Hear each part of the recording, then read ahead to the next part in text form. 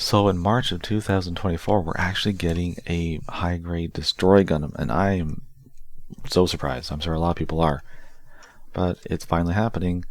But before then, and for several years, the only way to have a decent-sized Destroy Gundam was the HCM PRO figure of the Destroy Gundam, and it's really nice. The paint is pretty much perfect. It looks really good, very detailed. It stands well. There are so many ratchets in this figure that you don't have to worry, especially in the ankles. You got nice tight ratchets, so and big toes. So even though he has this weird stance with the chicken walker position, it works great. Got the cameras there in the front. The cannons can articulate. They can articulate at 2 points actually. If you want, I think this extra arm is more for mobile suit mode, but you can do that. I mean, you're not really going to do much with the legs in this position just because he's just a big saucer on a kickstand. But it looks cool.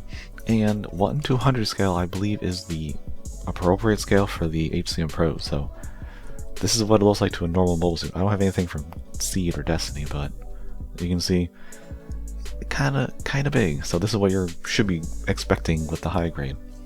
And speaking of high grade, how about with the newer Impulse? Just so you know.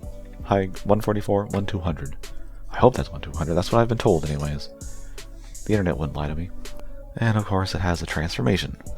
But we're first going to take off these little arm pieces that have beam emitters on them. Actually, no, these are shield emitters. Yeah, little shield pieces. They come off. They just clip on the arms, but they come off a little too easily. Easier to do it this way. The arms unpeg from the dome. And then it's just a matter of rotating the waist, straightening everything up. I think you're supposed to keep the toes, which like the front toe from mobile armor mode, up.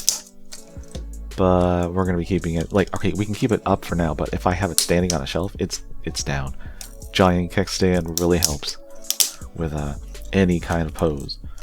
So greatly appreciate that. The fact that they're there and they're very tight, at least on my figure. I actually got this from Hobby Link Japan back right before it was discontinued. It was a sale, I think it was a Christmas sale actually, back when they had good sales.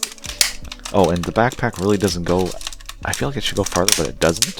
It doesn't seem to want to go any further. Maybe I'm doing something wrong, but it doesn't have any more space to go back here, and I mean, that's just the way it is. What can you do?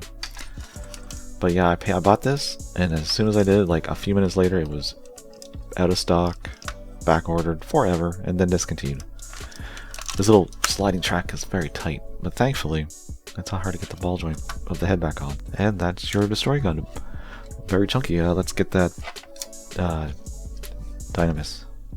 Yeah, it's giant. It is going to be awesome to have a high grade if I pick it up. I probably will. I really like this guy though, because like I said, it's still big. It's still a big figure and very detailed.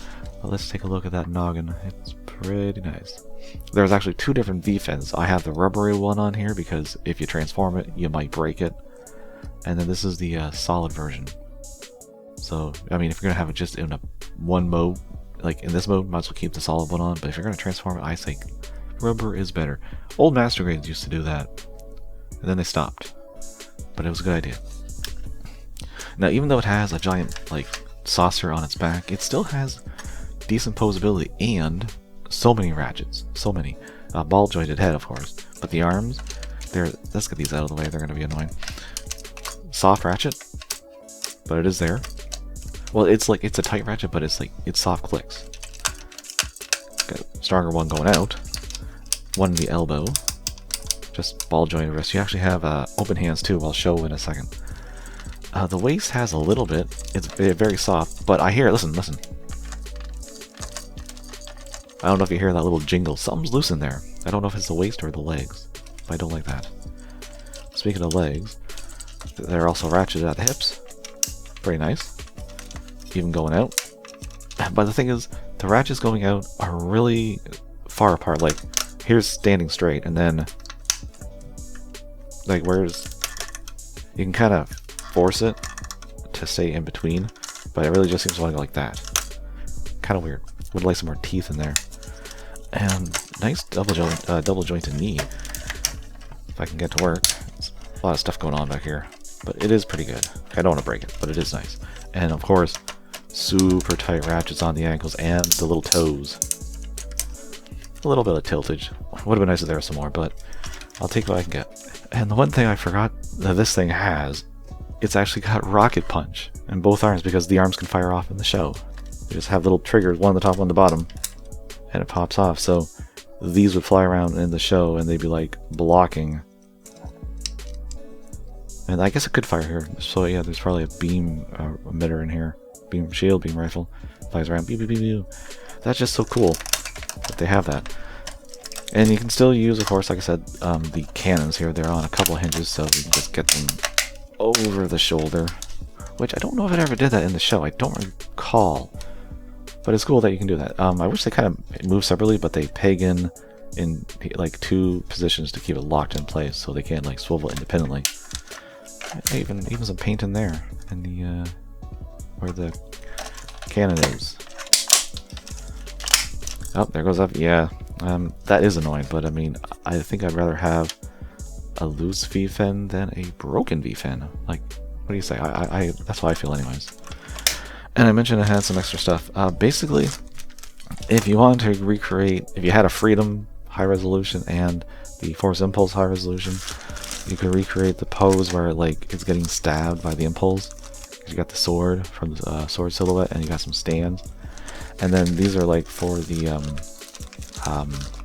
destroy, because you got the open hands, which I never took off because I don't see a reason really. And then I guess this is a stand which would mount the arm, so it can be flying separately, just one. And that holds just for the extra V-fin. Because I think I had the hard one on when I first got it, but I'm like, no, rubber is the way if you're going to transform it. So I just left it on there. Yeah, this thing's great. I can only imagine how much it was. I think it was like $120 when I bought it in store, like the retail price, something like that. So maybe it was $80. I really don't recall, but I'm sure it's way more than that now.